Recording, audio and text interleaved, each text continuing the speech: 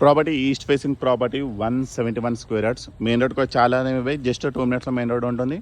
Keesara ORR వచ్చేసి మనకి hardly 5 minutes ఉంటుంది. So property still under construction ఉంది. సో మైనర్ చేంజెస్కి ఆప్షన్ వస్తుంది.